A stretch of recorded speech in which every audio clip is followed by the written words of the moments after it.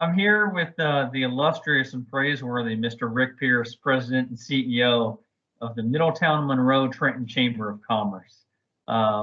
Rick, I thought we could begin. One of the things that we wanted to talk to you about specifically is what the Chamber is doing to increase the talent pipeline from a growth perspective, from a younger perspective in high schools.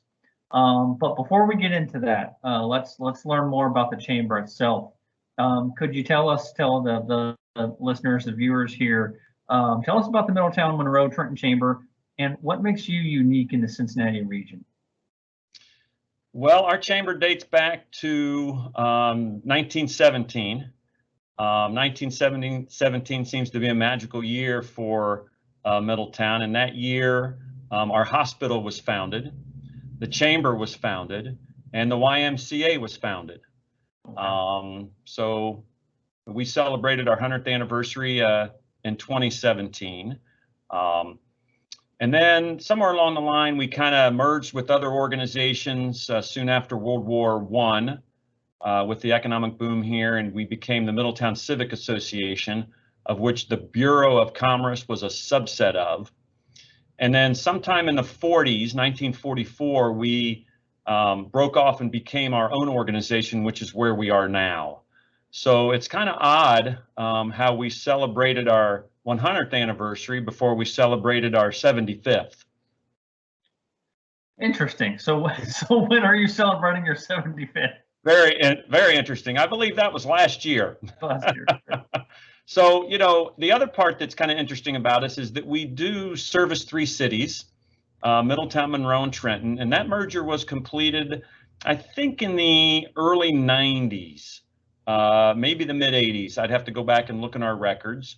One of the cities had a part-time person and the other one had a volunteer.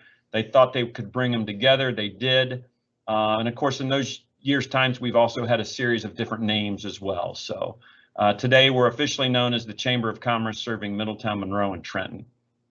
Well, okay, so that's a good segue then, Rick. So how has the Chamber of Commerce serving Middletown, Monroe, and Trenton partnered with organizations like REDI, the Regional Economic Development Initiative, and other companies? How have you partnered with REDI and other companies in the past? Well, when we first got started on our pseudo-strategic plan in 2015, one of the issues that we ran into was our employers are having a challenge identifying a qualified workforce. So we reached out to a larger group, of which we included REDI in that. And our contact at that point in time was Tammy Riddle. And I don't think Tammy is with you guys anymore. She has since moved on. And she came up and was included in those conversations. And she gave us some words of encouragement to keep moving forward, that it was not going to be easy. And then if it was easy, it would already been done by now, fixing the talent pipeline. So 5 years later, we're still on it. We're still moving forward. And then when you got your position, because we knew each other from another life, right. We continued that relationship with REDI. Also regionally, we're working with AMIP, Advanced Manufacturing Industry Partnership, which was an offshoot of United Way, which is now its own organization. And I'm kind of like their northern division, so to speak. So I keep in contact with Chris Leeds and Amy Meyer, the co-chairs of that, to help when I can, give information when I can, but just partner with them on getting the word out, specifically about advanced manufacturing. And that's interesting. You mentioned that you're kind of the northern point, and I also think one of the things that makes your chamber unique is your physical geographic location, fairly equidistant between Cincinnati and Dayton, as it positions you fairly uniquely. You mentioned something that kind of segues into the next question I had for you. You started this off with your strategic plan and a focus on workforce. And I know you have a talent pillar, or a workforce pillar, as one of the components of your strategic plan.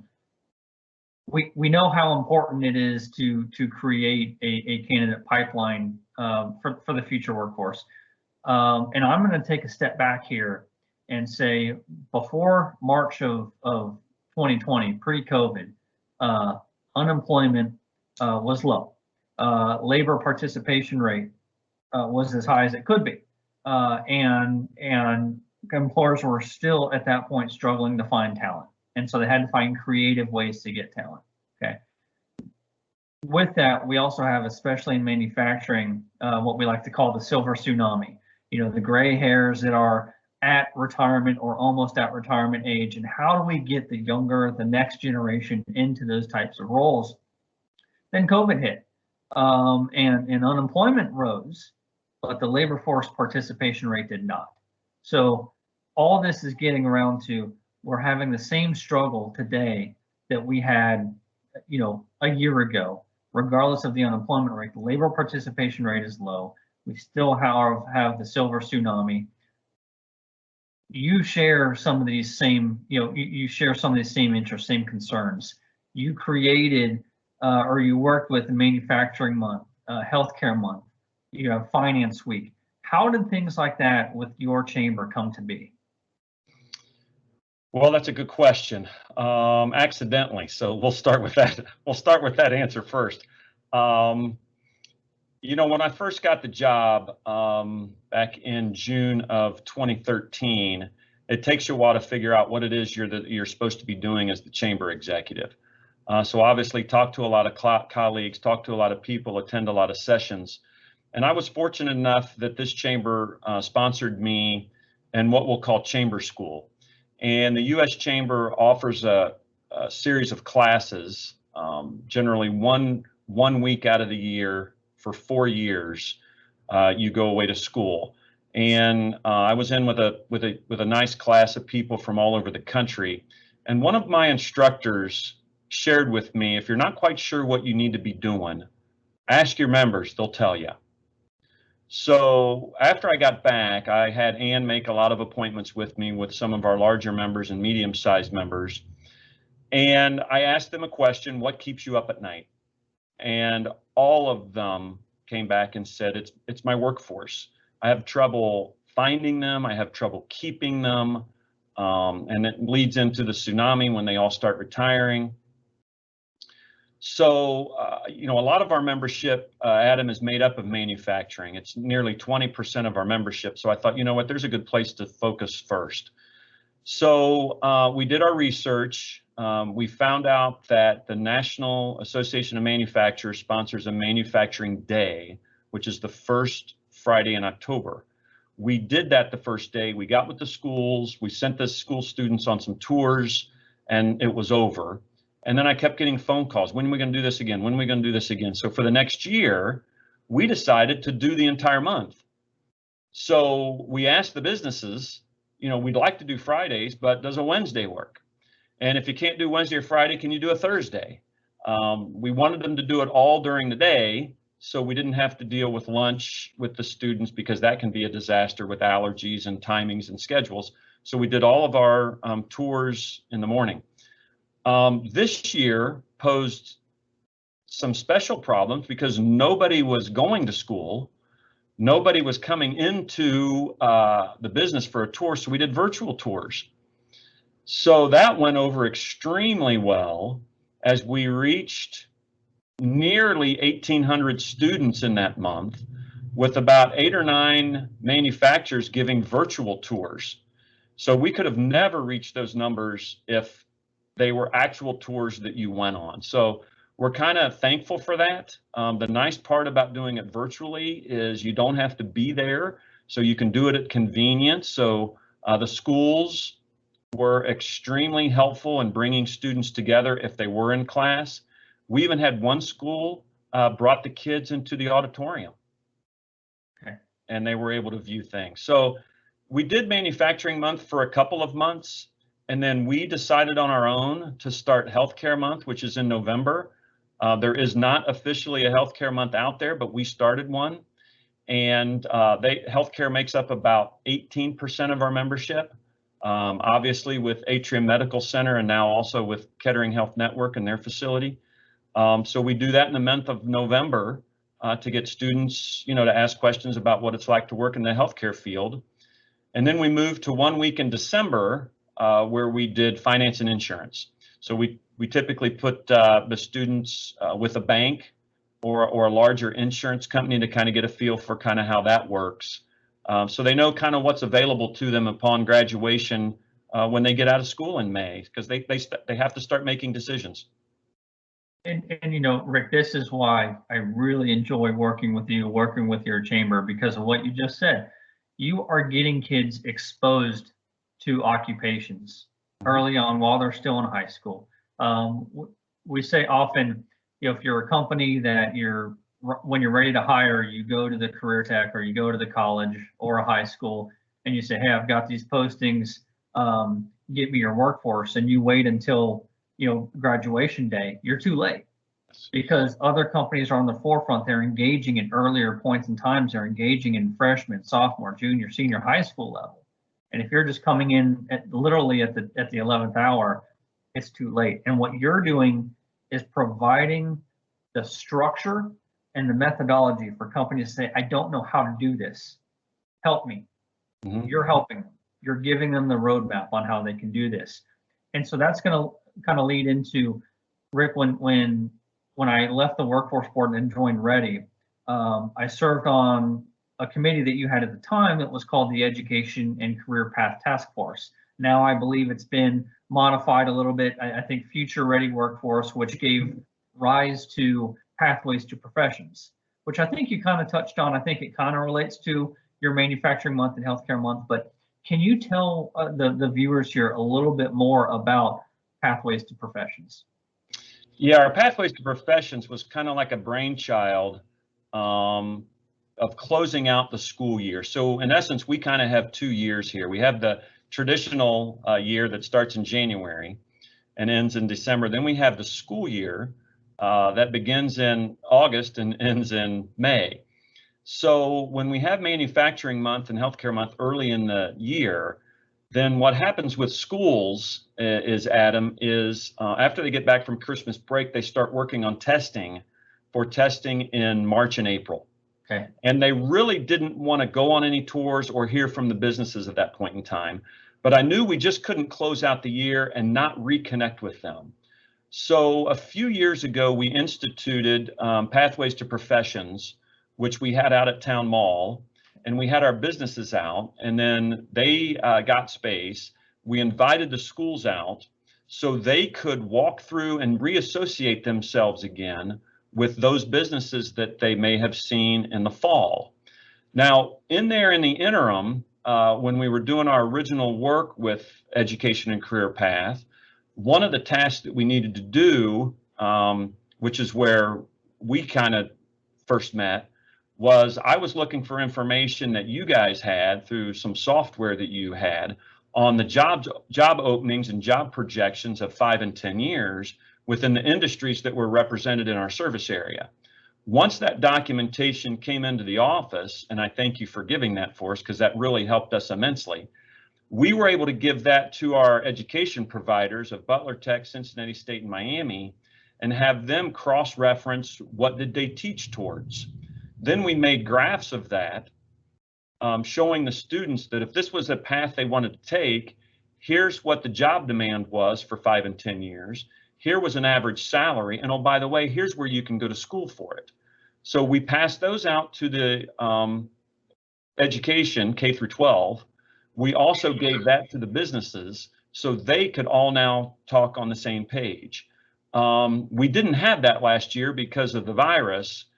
So we've got to figure out kind of differently, how am I going to do Pathways to Professions come this May, because it's time to reintroduce those students back to the companies that they saw back in the fall. Rick, I can say I have been tremendously impressed in the Pathways to Professions events that I have attended in person prior to the pandemic. Busloads of kid after kid after kid, and you're talking, this is junior and senior level high school students, correct? Yeah. If I'm not mistaken. On one side, and you've got booths similar to what a job fair would be. You've got employer booths. You've also got booths from education and training providers as well. You had your own booth at the beginning where you had these packets of information that were passed out to participants, so a kid could open it and see, okay, what is a CNC operator, or what's a press punch operator? How much does it make? What's the growth trajectory? They go and they talk to a company. They go to the booth right next door where, Cincinnati State had I think it was a welding simulator or other types of simulators. It was a great one-stop shop, for lack of a better term, on careers and education, and other resources to help kids get the training that they may need for those jobs.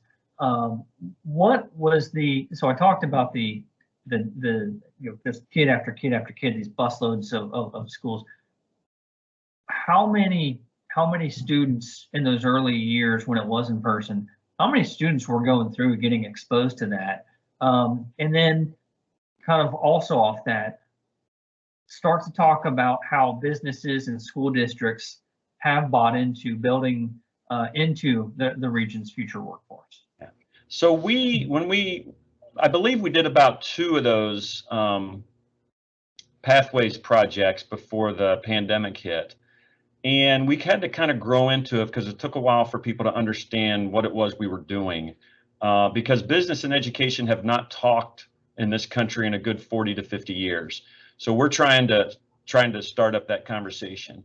So if memory served me right, I'm thinking we hit about 800 kids, and some of them, Adam, were junior high, because I think we have to start sooner into the pipeline and get them started to think about. I did have a few companies ask me, what are the junior high kids doing here? I can't do anything with them. And my answer was, in 5 short years, they're going to be ready to work for you. And you and I both know as adults, 5 years goes pretty quickly. Yeah. So. And it's all about the awareness too. And it's not thinking short-sightedly. What you were telling them is saying, you have, what's the old Chinese proverb or the Chinese axiom? The best time to plant a tree was 30 years ago. Right. The best time is now. So that's what you're doing with growing the talent pipeline. Right. Start now. Start now. So to kind of answer the second part of your question, I was fortunate enough to be part of a Business Leads Fellowship from the U.S. Chamber in the last part of 2018 and the beginning of 2019. They've since had 5 or 6 versions of that since. And they kind of took us through the major challenges that are out there for business, the major challenges for education. What does early childhood education look like? What are some of the barriers? What does No Child Left Behind? What did that do for us? What worked well? What didn't? What was the second rendition of that bill? And I'm not going to remember it. And what does it do for us? So I got back from my first class at that, and it was in the fall. And I reached out to one of our co-chairs at that time, Bob Summers, and he and I had a conversation, and I said, I need to do something with this, but I'm kind of unsure of the path to take. I said, but here's what I'd really like to do. I said, I need to get the businesses in a room and ask them some pointed questions. And he said, well, why don't you do that? He said, if you don't mind, why don't I sit in? And I said, you're welcome to. So we pulled healthcare and manufacturing together. I had 12 to 14 businesses in our conference room. We talked for about 90 minutes, and I asked them 3 questions. And I said, what are the characteristics of your best employees? What are the characteristics of your worst employees? And what are the characteristics of an employee that you're going to hire in 10 years? So we started down the marker boards, and you've been in our conference room before. I got 4 nice marker boards on the wall, and they talked, and I started to fill it in. The one they spent the most time on was characteristics of worst employees. Well, sooner or later, I had to throw a red flag and say, okay, we're done with that topic. Now let's move to the next one. So we moved to that next topic of the characteristics that they were going to need in 10 years. And we got some pretty interesting comments. So what Bob did is he went back and did some research and compared that to some national work that had been done. And it seemed that our stuff seemed to match up well with an organization near Boston called the Next Generation Learning Challenge. And they had hundreds of millions of dollars from the Gates Foundation that funded them probably 7, 8 years ago and still even in today. And that seemed to match up really well. So it told us that we were on the right track, about a 95% match on the text. So what we did for the next several months, Adam, is that we brought the businesses in. We started to strike out words. We added words in. We combined words. We combined concepts. We used different adjectives and different characteristics, all asking them, is this what we heard? Did we hear it accurately? And are we on track? And as they answered yes, yes, and yes, then we continued to push forward. So once we got to about the 9-month mark in the work, we reached back out to them and said, can you sign off on this? And they said, sure, we can do that. I said, because here's what I'd like to do next. I want to go out and meet with all our school superintendents, which are 4 of them. I want to meet with their board chairs. I want to share with them the work we just did over the past 9 months. And I want to ask them if they can adopt this into their already state minimum graduation standards. And they said, yeah, we can do that. So I made the appointments. We met in the summertime, had delightful conversations with all the school districts. And 2 of the school districts adopted them almost immediately, which was Monroe local schools and Madison local schools. So then we started down that path of what does this look like? Now, knowing that we're not the education wizards, we brought the schools and said, tell us what you're currently doing now to help meet these characteristics. And of course, they're all doing some wonderful programming, but it just needs to be tweaked a little bit because, not every student is going to go on to higher education. All students need education past high school, but not all of them might need a 4-year degree or 4-year college. It just doesn't work for everyone. Some of those individuals, as you know, Adam, can go directly into the workforce, and they're going to be great workers for you. They're just not really good at school. Now, with that being said, they can attend school later on in life at Cincinnati State and Miami because they have open enrollment. They just have to show they graduated from high school, and boom, they're in. So we figured, okay, they want to go back to school, they can. It's easy and simple enough. I don't want to really pigeonhole anybody. We just want to show them that all those options are available. So to finish up the thought on Future Ready, as I met with Middletown High School and their district and Marlon Stiles, he said, this is nice and wonderful. I want to get to this in my strategic plan, because when Marlon was hired, a strategic plan was already in motion and was just getting started. So to his credit, he did finish that and see that through. I had a communication with him a few weeks ago. They do want to incorporate that into their curriculum, and we are beginning to talk about that with his next big push. So we're excited to hear about that. So that's kind of how the local schools and businesses are kind of coming together to start developing our own workforce. One thing I want to put on this too, about the Future Ready workforce. You mentioned what the schools are, some of the schools that have adopted what the companies have identified as a need. Something else I recall from these committee meetings are companies just asking, okay, I'm willing to engage with the schools, but I don't know how. And I forget, you'll have to correct me if I'm wrong on the school districts. It was either or Middletown, Madison, and Monroe, but set up times in the school day when companies could come out and actually do presentations to the student body. And yeah, they up through the chamber. Yeah, they did, and thanks for reminding me on that. So I didn't state it earlier, and you just kind of remind me. So the 4 school districts, public schools that we service would be Middletown City Schools, Madison Local Schools, which would be located in West Middletown, Madison Township, Monroe Local Schools in Monroe, and Edgewood City Schools in Trenton. So I reached out to each one of those districts and the superintendents, and I asked the question, or the principal, and I asked, what period of the day could businesses come out and talk to the students to kind of break up all that testing. So after we went through the fall of giving them the tours, and after they got back in after Christmas, sometime in February, March, it was time to kind of break up their day to see when a business could come in. And most of them have a time over the lunch period. Monroe called it Hornet time. They all probably use the same terminology. Madison called theirs Mohawk time, and I believe Edgewood called it Cougar time.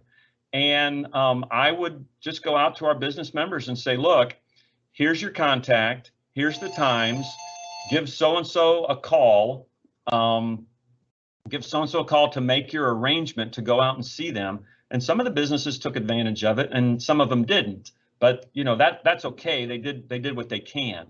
And take your trinkets, wear your shirt, let them know who you're with. What's interesting about that, Adam, is what we learned is those high school kids think that individual started their career in that position. They didn't realize that they may have started, the classic cliche is started in the mailroom and worked their way up. So a lot of them just want to know, how did you get into this career and what did you do to get here?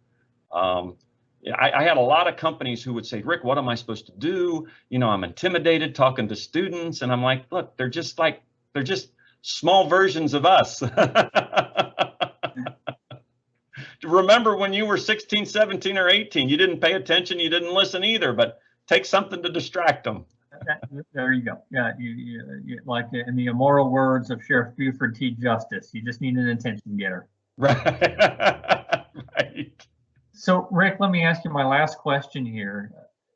Again, I've stated before, and one of the reasons why I stay involved in the Pathways to Future Ready Workforce is it moves the needle. It's not just sitting in a conference room for 2 hours talking about the challenges. It is addressing the challenges.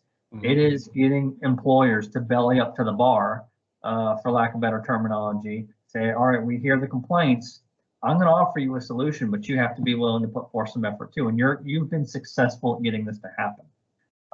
So Rick, let me ask you, how other companies now are going to hear this and they're going to say, you know what, this is a great program. This is a great chamber. How do I get involved?